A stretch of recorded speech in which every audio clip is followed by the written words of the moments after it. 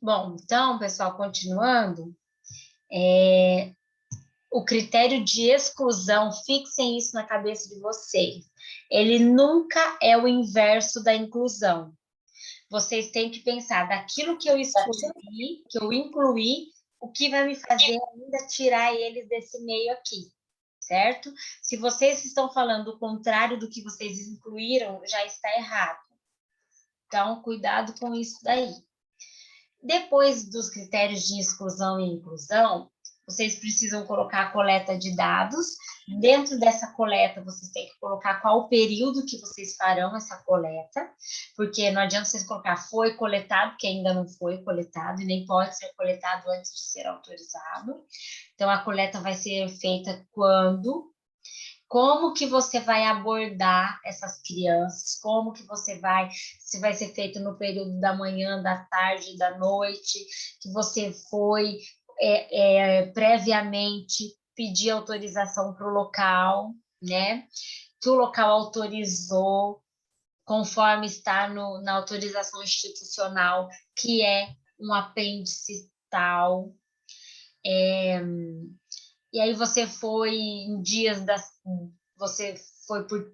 Você vai, né, por 3 vezes na semana, e no mês de junho, coletar esses dados na escola. Como que você vai escolher essas crianças? Você vai pegar a criança de tal, tal, tal e tal sala, ou você vai pegar as 10 primeiras crianças que chegam.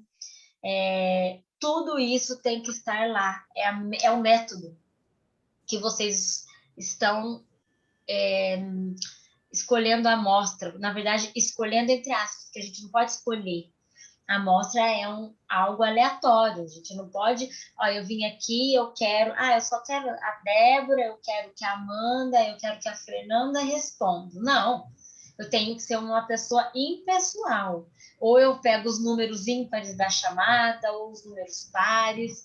Então, eu estabeleço, os 10 que sentam na frente, né? O primeiro e segundo lugar. Então, o que fez você escolher daquela forma tem que estar escrito lá, certo? E aí, quando a gente fala de abordagem de amostra, de pesquisa de revisão, como que vocês pegaram essa amostra? Vocês utilizaram as bases de dados e nelas contém campos onde vocês colocam as palavras-chave ou descritores. O que é o descritor? Descritor é uma palavra, gente, que a gente usa para que as pessoas encontrem os nossos trabalhos publicados. Por exemplo, vamos supor que eu vou fazer um trabalho de percentual de gordura em mulheres que estão com câncer de mama, tá? E eu vou publicar esse trabalho. Quando eu publico esse trabalho, eu coloco lá, dentre as palavras-chave, composição corporal, câncer mamário, né, ou neoplasia mamária, porque não pode ser o mesmo nome do título, e Paraná, norte do Paraná, assim. E aí, quando eu escolho esses descritores, na verdade, eu não tirei da minha cabeça. Eu vou ensinar vocês a procurar, na verdade. Existem palavras que quando você coloca lá, sabe, no Cielo, quando aparece assim, a primeira linhazinha para vocês colocarem uma palavra para busca, né? A gente fala, o que eu vou pôr aqui? Às vezes você colocar câncer de mama, não aparece tanto artigo quanto você colocar neoplasia mamária. Por quê? Porque a neoplasia mamária é um descritor e o câncer de mama não. Por exemplo, vou dar um exemplo muito fácil, que talvez vocês vejam isso na prática. Quando vocês colocam assim, perfil dietético, porque vocês estão buscando artigos que falem do perfil dietético de uma população, então vocês querem artigo, não aparece nada. Aí você fala, professor, eu não acho artigo de perfil dietético. Você já pesquisou o descritor de perfil dietético? Na verdade, descritor de perfil dietético é hábito alimentar. não é perfil dietético. Aí quando você escreve hábito alimentar, aparece um monte de artigos. Então, descobrir os descritores é importante. Como que a gente faz isso? Na próxima aula eu vou ensinar vocês a encontrar descritores. E o descritor, então, são as palavras que vocês usaram para buscar os artigos. Daí, nessa hora aí, na coleta, vocês precisam colocar os descritores. Professor, eu ainda não encontrei os descritores, eu ainda não, né, meu orientador não me ensinou e você vai dar só a semana que vem, eu já tenho que entregar isso no sábado, não tem problema, coloquem as palavras que vocês estão buscando hoje. O descritor depois vocês mudam, entendeu? Para aquilo que vocês quiserem. Mas coloquem as palavras que hoje vocês estão usando. Nesse momento, para quem está fazendo artigo e revisão, pessoal, precisa colocar quais as palavras-chave fizeram você encontrar os artigos. Para quem a população é as costureiras, os crianças, os usuários, não precisa por isso não. Sim, mas o seu não é uma pesquisa de revisão, o seu é uma pesquisa de campo.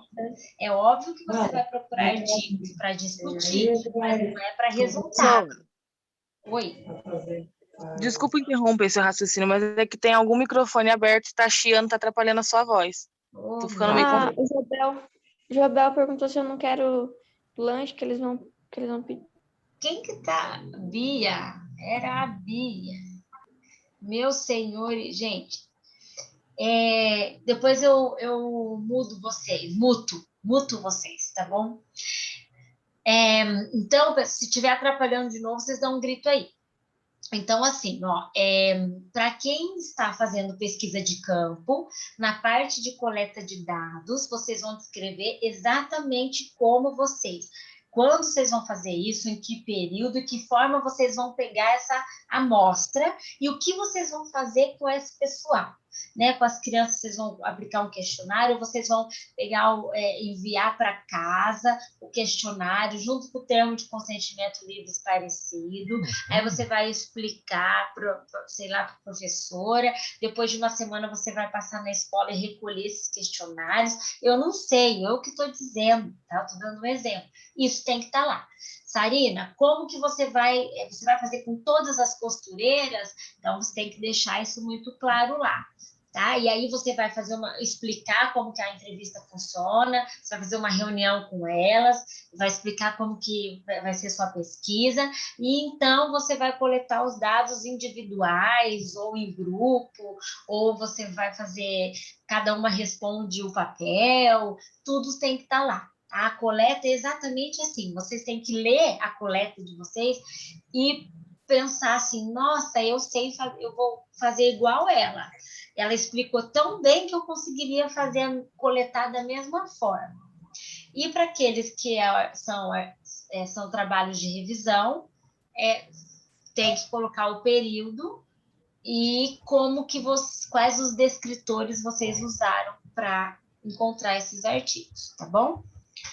Professora? Oi. Quando a gente vai fazer a metodologia, tem que fazer sempre em tópico, porque a minha orientadora passou uma forma de metodologia que é em texto corrido, sabe? Quem que tá falando aí que eu não tô vendo? A Amanda. Quem? Amanda. Amanda, eu até já falei sobre isso na outra aula e hoje. Eu disse que vocês vão seguir o orientador, não está errado vocês fazerem em texto ou em tópicos. Eu oriento em tópicos para o aluno não esquecer, mas se você não esquecer de colocar tudo o que precisa, pode ser um texto corrido sem problema, conforme seu orientador falar. Só não se esqueça de abordar tudo isso. Característica da pesquisa, local da pesquisa, amostra, critério de inclusão e exclusão, coleta de dados, tá?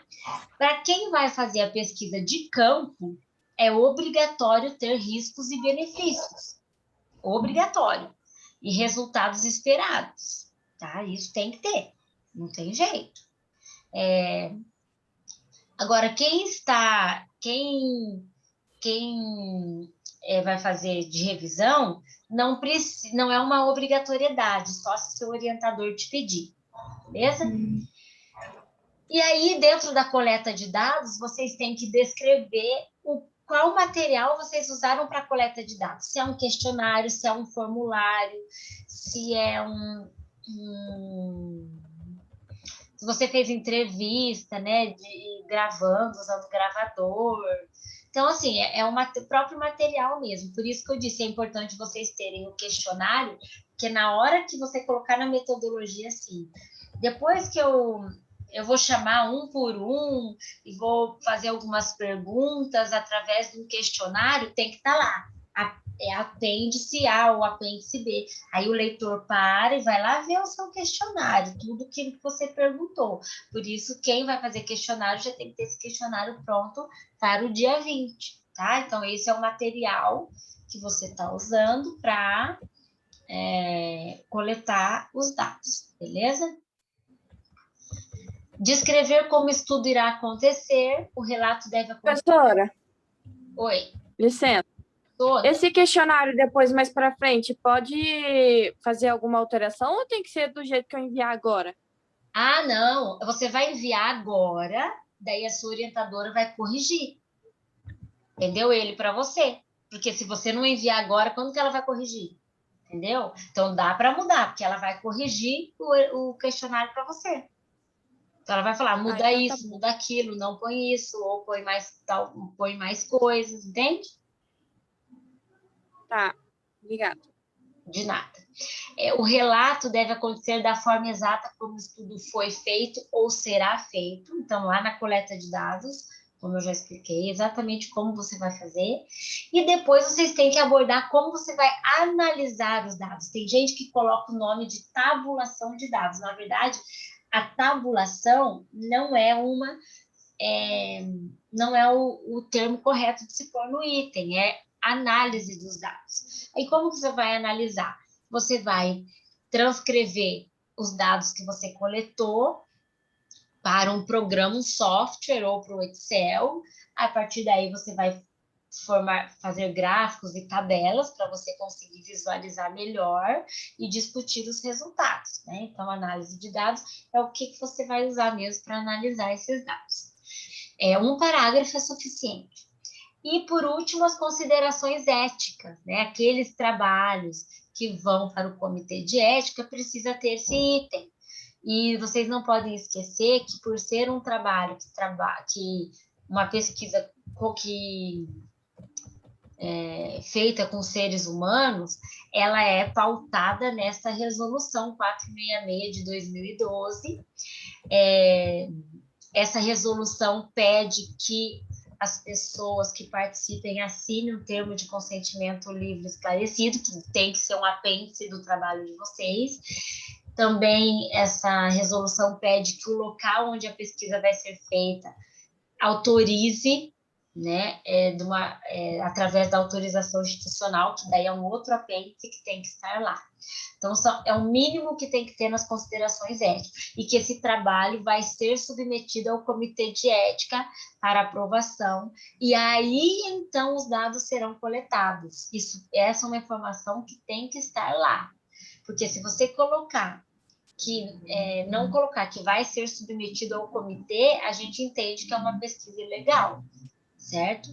Então, isso precisa acontecer, principalmente com quem vai fazer pesquisa de campo com seres humanos.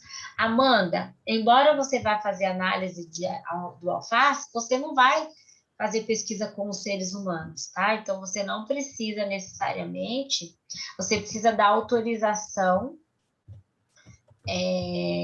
não sei te falar se do local, você vê com seu orientador, mas você não precisa fazer TCLE e nem falar que é com seres humanos, porque na verdade você vai fazer uma análise de alface, tá bom?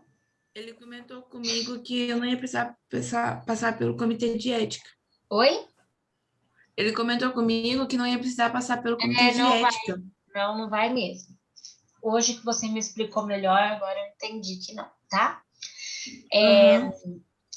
O pré-projeto, pessoal, no pré-projeto e no projeto, vocês têm que protocolar tudo no futuro, porque não foi feito ainda. E eu vejo assim, vocês não, né? Os alunos que já passaram, talvez pegue a metodologia de alguém, faça bem parecido, e daí esquece até de mudar os verbos. Então, foi feito assim, foi feito assado. Nesse momento, nada foi feito, tudo será feito, tá? Depois do TCC pronto, vocês têm que voltar na metodologia de vocês e colocar tudo para o verbo passado. Porque aí entende-se que foi feito. Lá em outubro vocês já fizeram, mas agora em março vocês ainda não fizeram.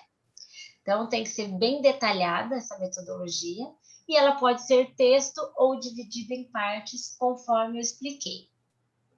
Informações importantes que devem conter na metodologia. No caso de questionários, o mesmo deve ser previamente aplicado para 10% da amostra. Então, por exemplo, eu fiz um questionário lá, porque eu quero saber o hábito alimentar de algumas crianças. O que você tem que fazer depois do questionário pronto e depois que o seu orientador corrigiu? Você vai pegar, por exemplo, eu quero trabalhar com 80 crianças. Você vai pegar 8 crianças aleatórias. Pode ser sua vizinha, sua prima, sua sobrinha, sua irmã, sua filha, quem for. E você vai colocar o questionário ou você vai fazer uma entrevista com essas 8 crianças, 10% de 80, seriam 8 crianças, para testar o seu questionário. Isso a gente chama de validar o questionário. Porque às vezes você está achando ele ótimo, maravilhoso, mas na hora que você aplica, você fala, vixe, não tem essa resposta. Tipo, a criança fala uma coisa que você não tinha dado nem como opção de resposta aqui. Entendeu? Então, por isso da importância de aplicar para 10% da amostra antes de fazer o estudo. Certo? E isso tem que estar lá na metodologia, quando vocês vão falar que a coleta de dados vai ser feita em tal tempo, com tal pessoa, que você vai tantas vezes na semana e você vai abordar, e depois disso você vai aplicar um questionário previamente validado com 10% da amostra. Entenderam? Então, quem for fazer pesquisa de campo, o questionário, vocês façam esse teste com 10%. Ah, não, só vou ter 50 pessoas. As costureiras são quantas, Sarina?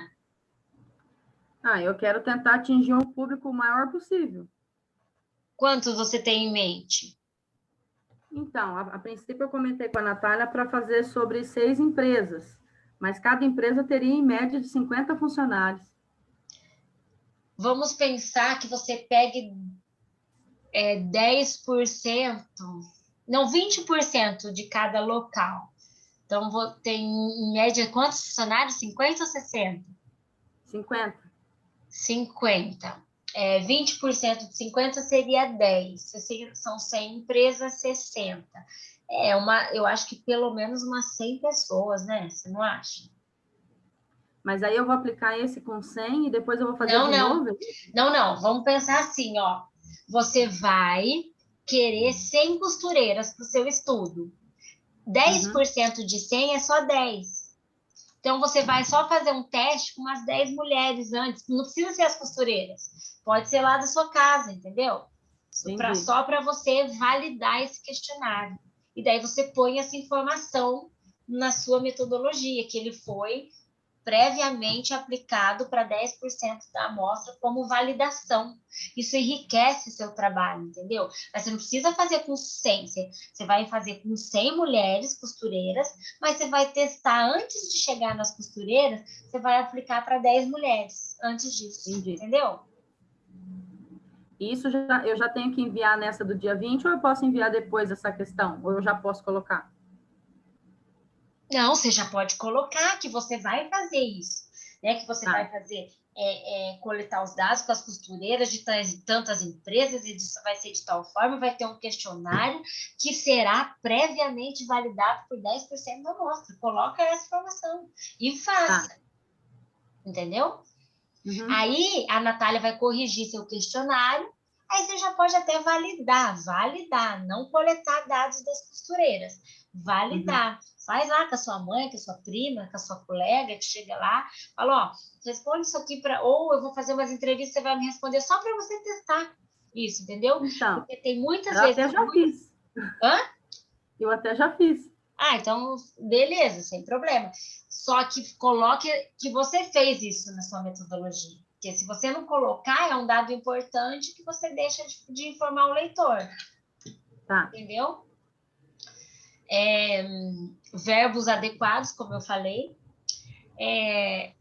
Estudos transversais ou de prevalência. Todas as medições são feitas em um único momento. Então, como eu já expliquei o que é um estudo transversal, né? Eu chego lá e eu analiso como é que é hoje determinada coisa. Professor, mas meu é de revisão. Revisão é um estudo transversal ou longitudinal? Você está indo lá buscar um monte de artigos que falem sobre o ácido fólico e na gestação. Você vai fazer isso em 2 momentos ou você vai lá e traçar a prevalência, né, da importância do ácido fólico, né? Então, não, professora, eu vou lá, eu quero ver como é que está hoje a alimentação infantil. Eu quero ver como é que está hoje o ácido fólico na gestação. Isso são estudos transversais, tá? Verificar se existe relação entre as variáveis. Então, a gente precisa pensar...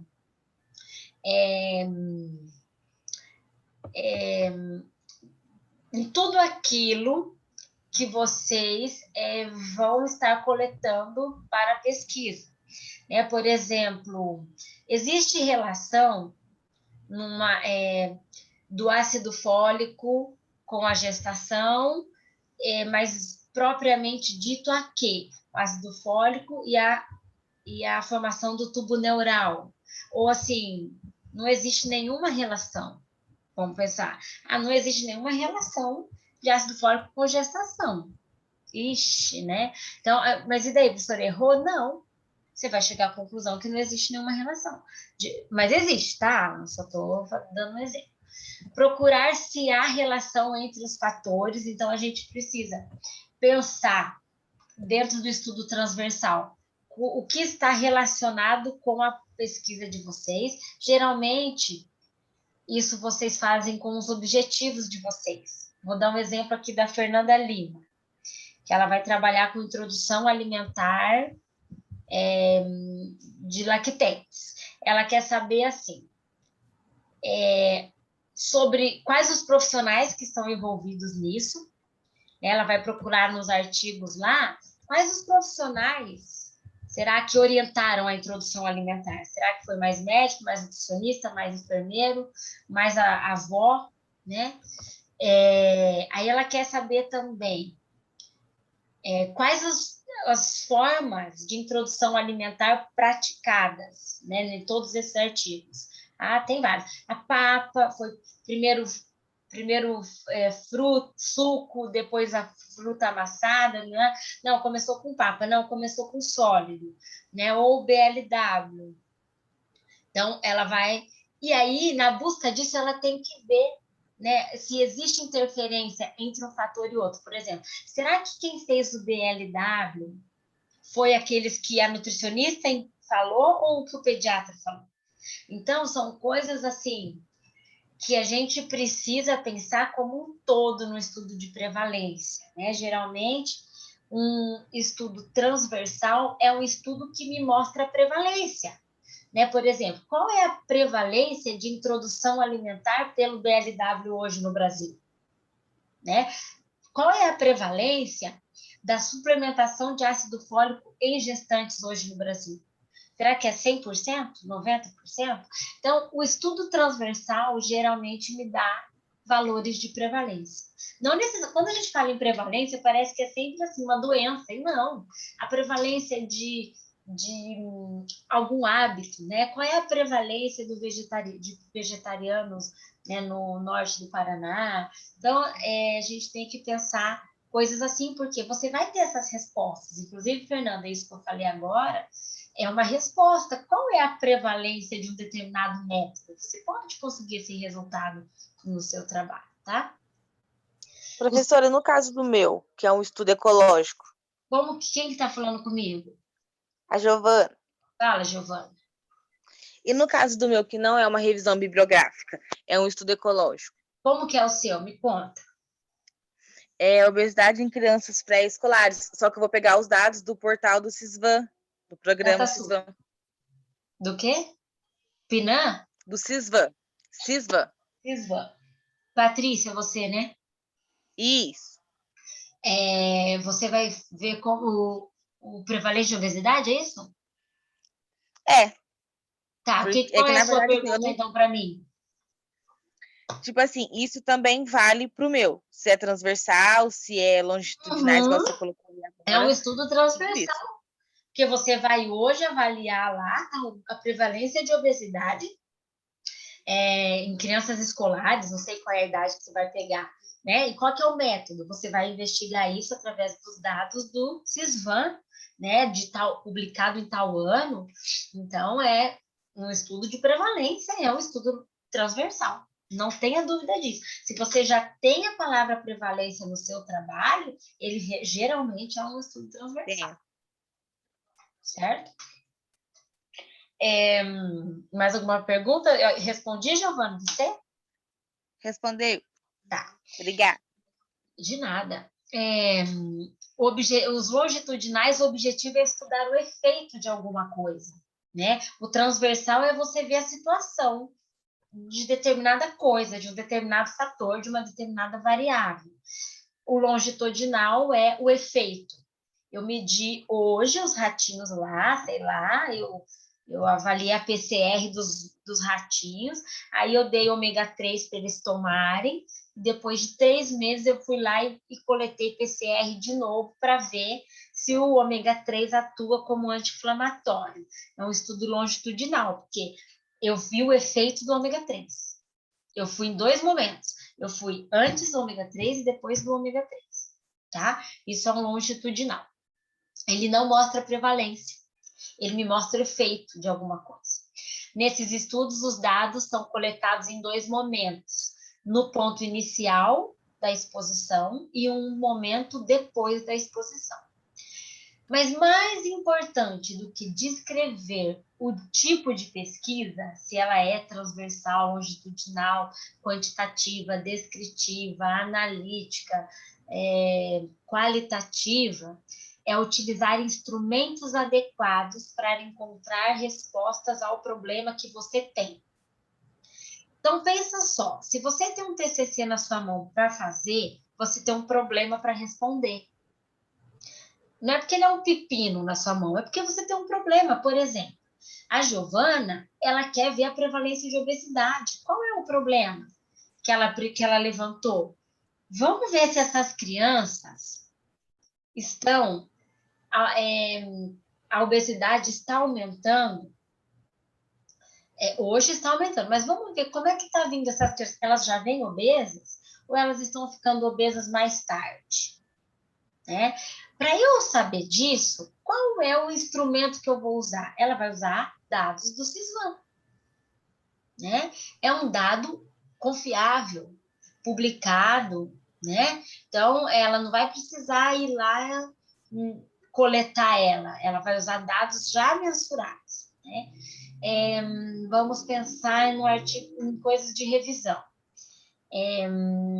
Me fala outros que eu lembro sempre do Alan, eu lembro sempre, eu agora estou lembrando o da Jennifer, o da Fernanda de introdução alimentar, eu só sempre falo dos mesmos, me fala de vocês aí, outros.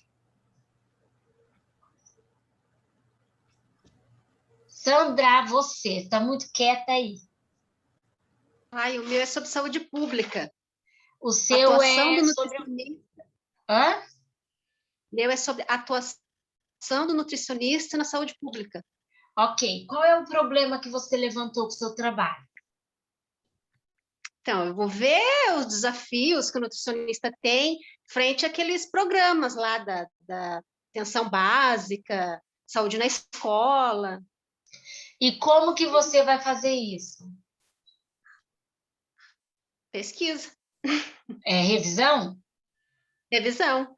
Mas aí você vai buscar esses programas que existem, que atende, que o nutricionista está inserido, é isso? Isso, é isso. Então, ó, os instrumentos dela são os artigos, né? E os programas, as resoluções, né? Então, assim, quando a gente pensa num tema, eu preciso pensar qual vai ser o meu instrumento para a execução do meu trabalho. Certo, pessoal? É mais importante, então, do que pensar em descrever a pesquisa, é saber descrever a coleta de dados. Beleza? Até aqui, pessoal, vocês têm alguma dúvida? Querem perguntar alguma coisa? Ah, meu nariz trancou. Não? Tá tudo certo aí? Então,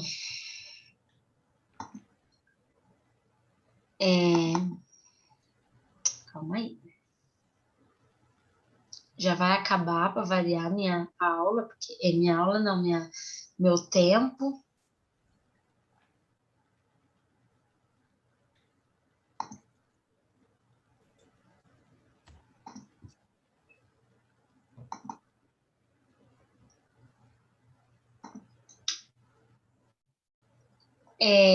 Então, agora eu vou falar um pouquinho com vocês, pessoal, mas eu vou encerrar e entrar de novo, tá? Para a gente não ficar na metade. Eu vou falar um pouquinho de fazer esses questionários e formulários. Então, para todos é importante, mas principalmente para quem vai coletar dados, ok? Vocês precisam, quem for coletar, até você, Giovana, eu não sei que modo que você vai coletar isso. Na verdade, eu não tenho a prática com os dados do Sysvan. Você consegue imprimir esses dados? Como que você vai fazer, sabe? Dá para imprimir, sim. Tipo assim, eu vou selecionar o público que eu quero, por exemplo, de 2 a 5 anos, do sexo feminino e masculino. Eu quero só de Arapongas, eu quero de Apucarana. Dá para mim selecionar certinho o que eu quero e imprimir. Dá para imprimir, sim. Mas eles já te dão um gráfico ou eles te dão tabelas? Como que é? É tabela, é tabela. Ah, tá. Daí você que teria que montar o gráfico, se você quiser. Tabelinha. Não, entendi. Beleza. Então, vamos sair aqui e eu volto falando dos questionários, tá? Ô, prof, o resto da aula é só no questionário, que eu tô com pouca bateria.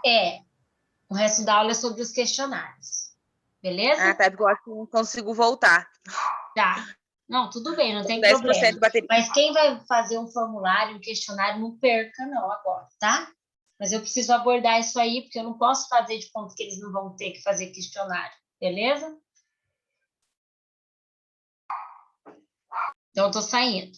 Já espero vocês já.